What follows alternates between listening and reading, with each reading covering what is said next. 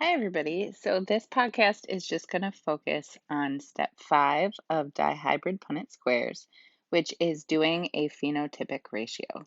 So, at this point, you should be fairly confident in finding the parents, being able to FOIL the genotypes of the parents so you can find the gametes, being able to write the gametes on the outside of the Punnett square, and filling in the Punnett square. So this podcast will be focusing on the final step, which is being able to do a phenotypic ratio for your dihybrid cross. The phenotypic ratios for dihybrid crosses are a little bit more complicated than in our monohybrid crosses because there's more possible phenotypes. Okay, we're going to start off with a guinea pig example. So as you can see in this dihybrid cross, we have a variety of different guinea pigs. And you'll notice that I wrote the alleles up at the top. So the capital B is for black, the lowercase b is for white guinea pigs. And then this part's a little confusing because they're using the opposite letter that I would have used. But short hair is dominant, so that's the capital L. And then long hair is recessive, so that's the lowercase l.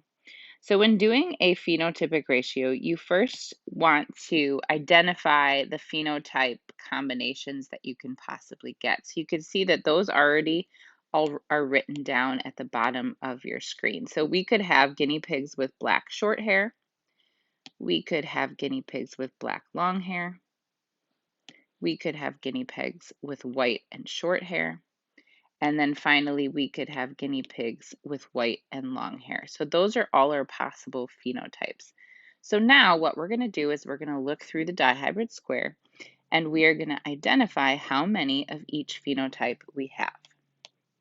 So that first one, black and short hair, we are looking for any guinea pig with a capital B for black and a capital L for short hair. Okay, it could be a lowercase b here and a lowercase l, that's fine, or an uppercase b or uppercase L. They just need one capital B for black and one capital L for short. So I'm going to color code them and I'm going to go through and circle any guinea pig with a capital B and a capital L. Okay, and now I want to go through and count how many I found. So I have found 9 black short-haired guinea pigs. Okay, the next one, black long hair. I'm looking for anything with a capital B for black. And then long hair has to be 2 lowercase l's because it's recessive.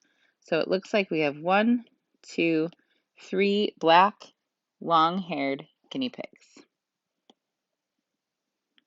Okay, the next one is white short hair. So white's recessive, so it has to be 2 lowercase b's. And then short is dominant, so it has to be a capital L. So if I go through, I see 1, 2, 3 white short-haired guinea pigs. And then the final one, which is our 2 recessive traits, we have white and long-haired guinea pigs. So all little letters, I have 1. Okay, so that is how you would complete a dihybrid phenotypic ratio. Okay, let's look at another example of a dihybrid phenotypic ratio. So in this problem, we have green is dominant to yellow and smooth is dominant to wrinkled. So my the genotypes of my parents are circled above. I foiled them and I've placed them on the outsides of the Punnett square. So I did a little bit of the work already for you. So now what I'm going to do is I'm going to count up how many of each of the genotypes or each of the phenotypes that I have. So the first one we'll start with is green and smooth. So to find anything with green and that's green and smooth, I'm looking for a capital G and a capital S. So 1, 2, 3, 4. There are 4 green and smooth pea plants. That means that the rest of them, I can pretty confidently say there are 0 of anything else. So the only possible phenotype of this dihybrid cross are green and smooth. Okay, we have a similar problem here. Green is dominant to yellow and smooth is dominant to wrinkled. We have 2 different genotypes for our parents. So you can see I've already foiled them and placed them on the outsides of the Punnett square. And then I've already filled in the possible offspring as well. So let's do the phenotypic ratio for this one. So green and smooth, I am looking for pea plants with a capital G and a capital S. So 1, 2, 3, I see 3 green smooth pea plants. Next, I'm looking for green and wrinkled. So green and wrinkled, I'm looking for a capital G. And then wrinkled is recessive, so it has to be 2 lowercase s's. So if I go through, I'll find 1, 2, 3 green and wrinkled pea plants. Okay, next I'm looking for yellow smooth. So let's see, yellow is recessive, so it has to have 2 little g's, and smooth is dominant, so a capital S. And it looks like I have only 1 of those. And then the final phenotype I'm looking for is yellow and wrinkled. So that means it's all recessive. So 2 little g's for yellow and then 2 little s's for wrinkled. And it looks like I only have 1 of those. So the phenotypic ratio for this dihybrid cross would be 3, 3, 1, 1. Okay, let's look at an example that's slightly bigger than the ones we've been doing so far.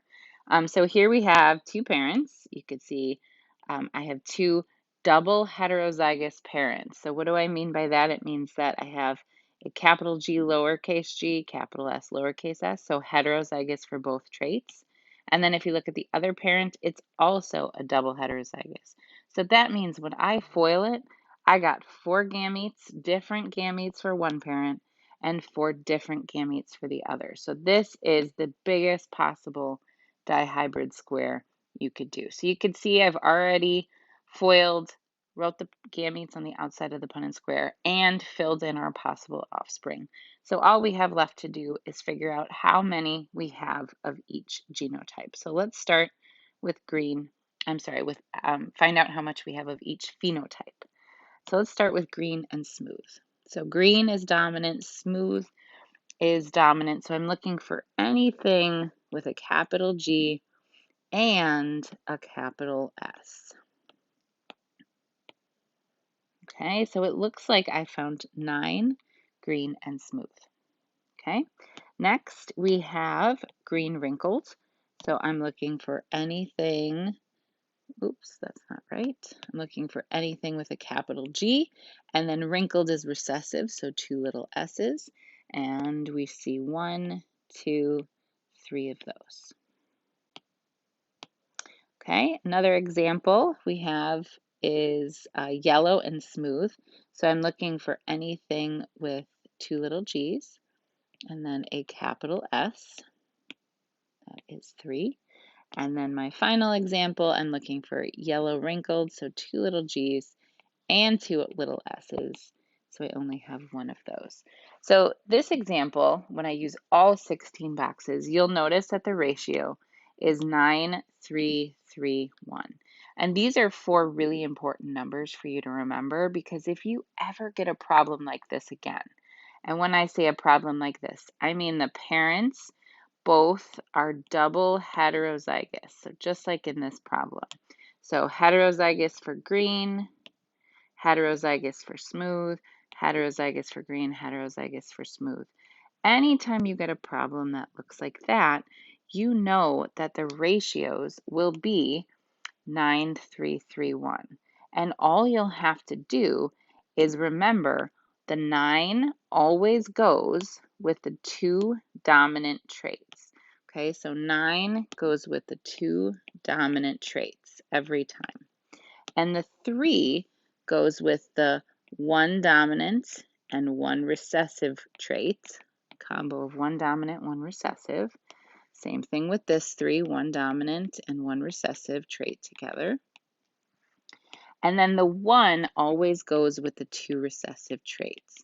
So if you can remember that rule, anytime you see parents that are both double heterozygous and you're going to have to use all 16 boxes, instead of doing the Punnett square, you could just remember 9, 3, 3, 1.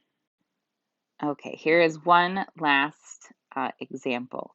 So you'll see the parents I've circled. We have capital T is dominant and lowercase t is recessive. Purple is dominant over white. And we have two double heterozygous parents. Okay, so what I mean by double heterozygous is heterozygous for tall, heterozygous for purple, and the other parent is the same. So you can see I foiled and found the gametes, and I wrote the gametes on the outsides of the Punnett square. Okay, here and here. And right then I noticed, oh wait, instead of doing all 16 boxes, I could just remember the rule, 9, 3, 3, 1. So 9, let's use a pen instead of a highlighter, 9 is going to go with the two dominant traits, tall and purple. 3 is going to go with the one dominant, one recessive trait combinations. And then my final one, which is 1, is going to go with my two recessive traits. And that's it. If I don't want to do the Punnett square now, I don't have to because I remember it'll always be 9, 3, 3, 1. Okay, thank you so much for watching this podcast. It is very important now that you go do some practice problems and practice with your phenotypic ratios.